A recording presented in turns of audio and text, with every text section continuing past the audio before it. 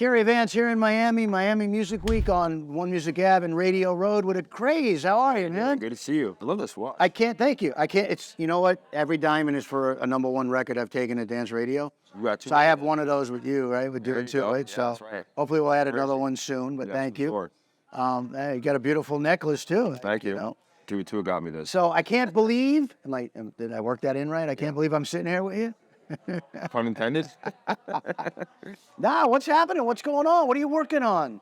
Got a bunch of stuff in the works, man. I'm sitting on like 40, 50 records right now, so we're ready just to put stuff out. But we're just strategically planning everything correctly. Just like working with crazy artists right now. Doing a bunch of collabs.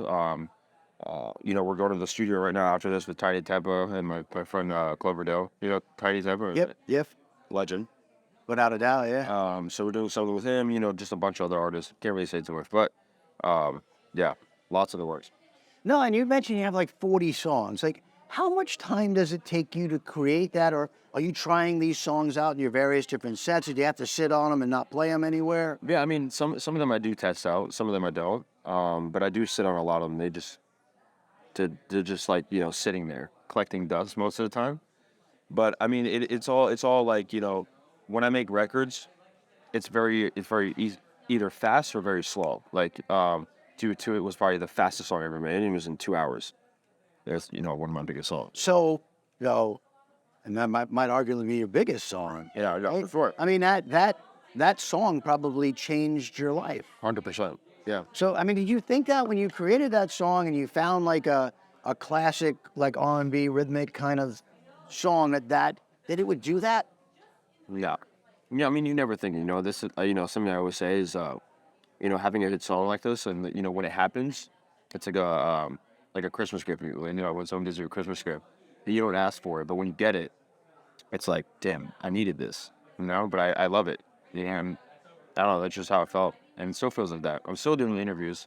I'm about to get to it 2 years after that. No, and a lot of your music, there's probably a whole generation that doesn't know Fragment's Toca's Miracle, right? 100%. And so you've been great at finding classic songs, reworking them, reimaging them. Was it something like you grew up on hearing these songs, your parents, or was it just? Yeah, my parents were a big play in this. When I was a kid, I would listen to like Funky Town, and they would show me like records like, by Mel C, just like older like freestyle records. I just did an edit to In a Dream by Rockel. It's funny, I found Raquel. Yeah, that's crazy. So she actually DM'd me on TikTok because I did an edit to her song and I've been playing it. It's been going crazy in my set. It's super sick. I have to hear that. I love Raquel. I'll send it to you. She's really good people. But yeah, no, look, I love it. I grew up in New York City. I DJ'd for 30 years. Yeah, so all of those records that you're talking about were songs that were huge for me in the clubs. But I mean, I know one of the songs that's coming. I don't know if I can bring it up. We can edit it out if we don't. But Ricardo's been talking to me about a song you have coming with an artist, vocalist whose letter starts with an H. Am I allowed to talk about it? Oh yeah, for sure. Yeah. Do you have a song that's going to come in the not too distant future with Hala? Yeah, Hala. Yeah. Amazing artist. No, I mean, I did KX5 Escape.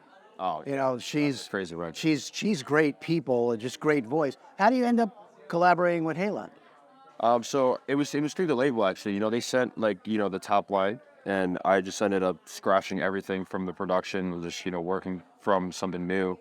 Because they made a pretty solid demo, but I'm very like picky when it comes to like, what's up, baby? How you doing? You good? Howdy. Yeah, put the picture of the Yeah, we'll put it out there. Yeah.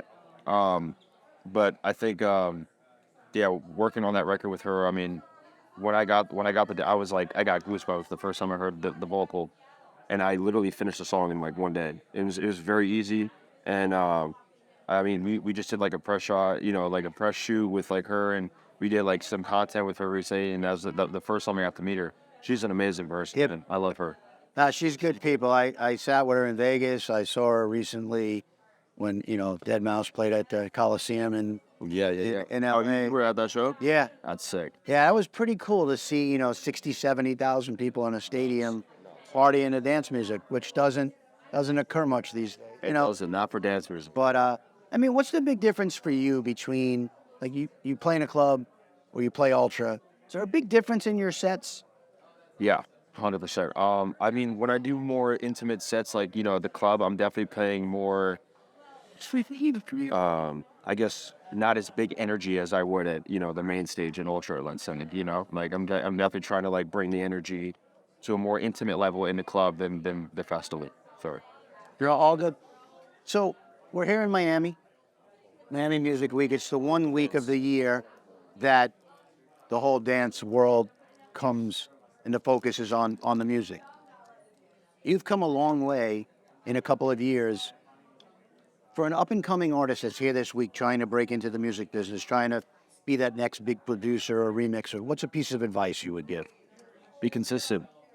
Be consistent and just love your craft. If you love something, I mean, I wake up every day and I want to make music. It's something I never thought I'd be able to do. Having a 9-to-5 job was tough for me because I couldn't find, what I loved doing. But as soon as I felt music was it was very easy for me to wake up every day and be like, hey, I love doing this.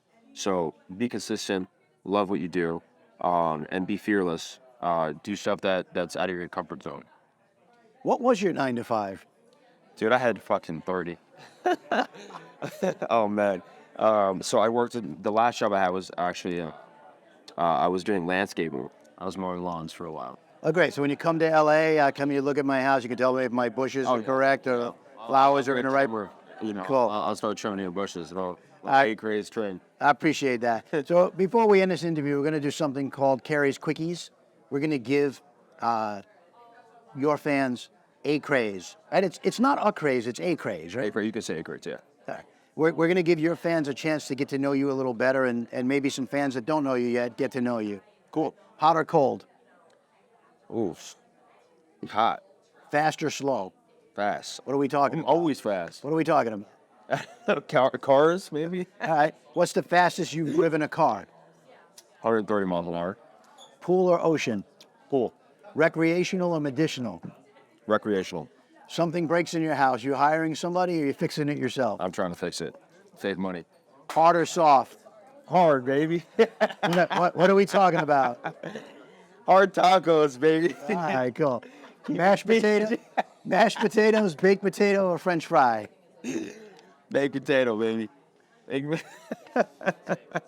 Before you go to sleep at night, you watching a TV or are you reading a book? Definitely not reading books. I don't read books during the night. I usually read them like on the plane, if I do read it. Reality or comedy? Comedy all day. Fact or fiction? Fact. What's the last song you sang in the shower? Natasha Bedingfield, Pocket Full of Sunshine. Wow. You want to sing it now? I got a pocket full of sunshine. Acraze, thank you so much. Thank you, brother. Good seeing you. You too, man. You too.